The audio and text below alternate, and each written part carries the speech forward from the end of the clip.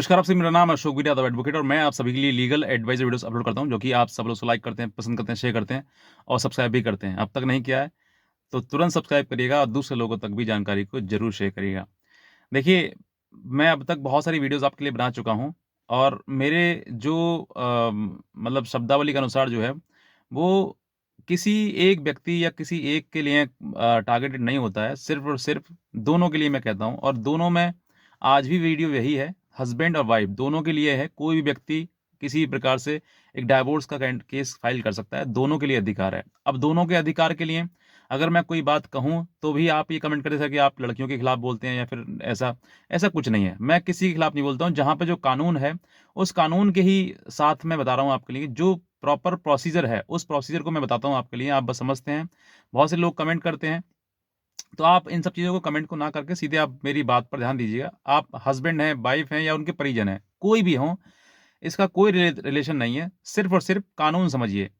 अब मैं आपको बताता हूँ कि आज जैसे जो आज मैं आप बात करना चाहता हूँ, वो ये है कि सेक्शन 13 ए यानी कि हिंदू मैरिज एक्ट के तहत जो भी आप पिटीशन फाइल करते हैं, तो उसमें जो है पत्नी हो या फिर पति हो, कोई भी जो डाइवोर्स का केस है, वो कोई भी फाइल कर सकता है, दोनों के लिए अधिकार है। अगर पत्नी के ऊपर क्रूअल्टी होती है, तो पत्नी डाइवोर्स का केस फाइल कर सकती है और पति के ऊपर होती है, तो पति भी कर सकता है। दोनों में से कोई भी कर सकता है, दोनों के लिए अधिकार है।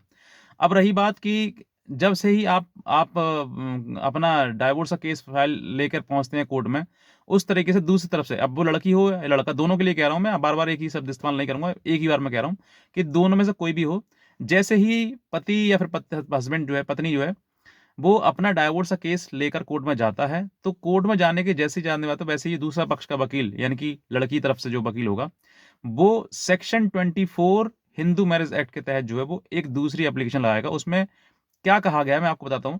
सेक्शन 24 पर जो है पेंडिलाइट जो मेंटेनेंस है, यानी कि पेंडिलाइट मतलब कि during the pendency of case, मतलब जो डाइवोर्स का केस पेंडेंसी पड़ा हुआ है, यानी कि चल रहा है, इसमें आप आ रहे हैं, जा रहे हैं, उस दौरान आपको आने-जाने और वकील का खर्चा, एक्सपेंसेस जो होते हैं, उन सभी खर्चों को लड़का, यानी लड़का हो लड़की हो, दोनों में से कोई भी जो बात जिसने डालने वाला है, मतलब जो पिटिशनर है, उस पिटिशनर के ही उसी वाद में, उसी पिटिशन में दूसरा पक्ष का जो व्यक्ति है, दूसरा जो वकील है, वो सेक्शन 24 की एप्लीकेशन लेकर आएगा। वो कहेगा साहब कि मुझे आने-जाने और वाद खर्च के जो एक्सपेंसेस हैं, उन सभी को जो है मुझे दिलाया जाए, क्योंकि मैं आने में असमर्थ हूँ। अब वो लड़का हो सकता है, लड़की हो सकती है, जो भी है।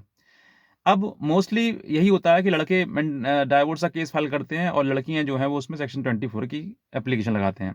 अब आज का जो वीडियो है, वो इसी उद्देश्य पर है कि अगर आपने डाइवोर्स का केस फाइल किया है और डाइवोर्स का केस फाइल करने के बाद दूसरी पार्टी जो है, वो सेक्शन 24 की बेंडेलाइट ऑफ मेंटेनेंस की माँग करती है, तो आपको किस तरीके से इसमें आपत्ति देनी है, किस तरीके से आप इन सब चीज़ों में बहस करनी है, आर्गुमेंट करना है, क्या जजमेंट देना है, वो सभी मैं आपको इस वीडियो के माध्यम से बताऊँगा। अगर आप नए हैं, तुरंत सब्सक्राइब करें, दूसरे लोगों तक भी जानकारी को ज़रूर शेयर करें। अब देखिए, बात रही कि पेंडेलाइट मेंटेनेंस की। मेंटेनेंस, अगर आप हस्बैंड हैं, आपने डाइवोर्स का केस डाला है और आपकी पत्नी आपके ऊपर पहले से मेंटेनेंस चला रही है या पहले से डीवी का केस कर दिया है या फिर कोई और भी केस आपके ऊपर कर दिए हैं, तो उन सभी केसेस का हवाला आप उस सेक्शन 24 में दें कि भई मैं यहाँ मेंटेनेंस इतना दे रहा हूँ, मैं 12 डीवी में इतना दे रहा हूँ या फिर मैं मेरे ऊपर ये और केसेस लगाएँ। ये सब आप जो है एक्सप्लेनेशन दें। आप कितना कमाते हैं, आप भी बता सकते हैं अपने बारे में और अगर नहीं बता सकते हैं और छुपाने योग्य है तो छुपा भी सकते हैं, जो भी आपकी मर्ज़ी।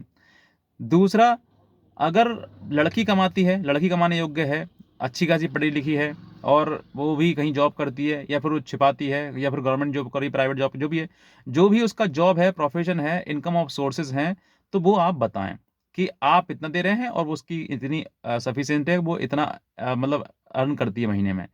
तो अगर आप ये चीज़ देते हैं या फिर कोई particular permanent source of income लड़की के पास है, तो मैं कहता हूँ इसी एक ग्राउंड पर ये सेक्शन 24 का जो एप्लीकेशन दी है, वो 100% डिसमिस होनी है। क्योंकि इसमें स्पष्टली कहा गया सेक्शन 24 में कि अगर वाइफ के पास या हस्बैंड के पास जो भी सेक्शन 24 का केस फाइल करता है, मतलब एप्लीकेशन देता है, उसके पास पास इंडिपेंडेंट सोर्स ऑफ इनकम नहीं है, तभी ये पेनल्टी दिए जाएँगे। बात दोबारा पढ़िए, समझिए।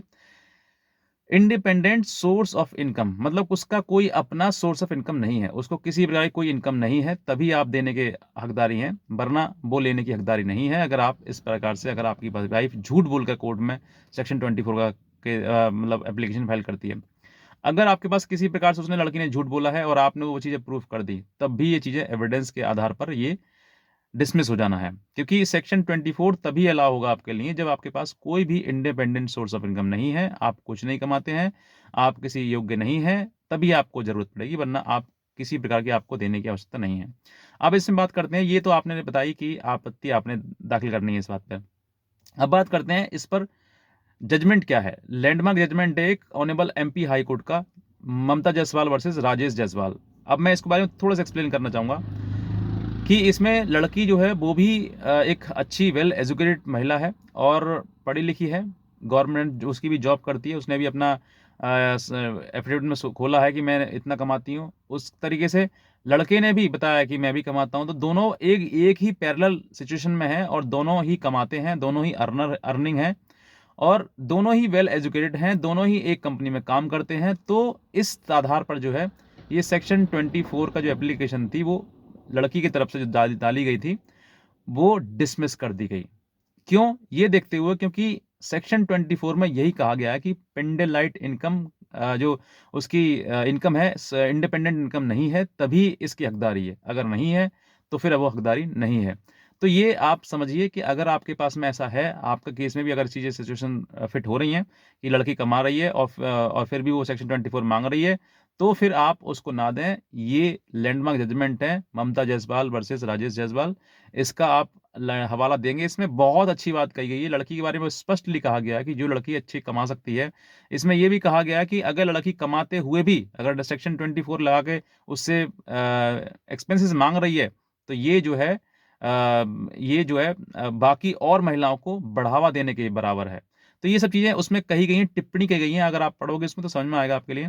लेकिन अभी तक जो है आपको बताया कि आप जो है, अगर आपकी पत्नी ने आपके ऊपर सेक्शन 24 डाल रखा है, तो इस तरीके से आप आपत्ति फाइल करें और इसी तरीके से आप अपने जवाब दाखिल करेंगे तो 100% मैं कहता हूँ आपके लिए, आप पेंडेलाइट से बच जाएँगे। और अगर मान लीजिए कोर्ट के द्वारा बाँध भी गया ना आपके पास, तो आपको बहुत ही मिनिमम आपके ऊपर एक्सपेंस दिए जाएँगे, जो कि आपको पता भी नहीं चलेगा कि कितना एक्सपेंसेस है।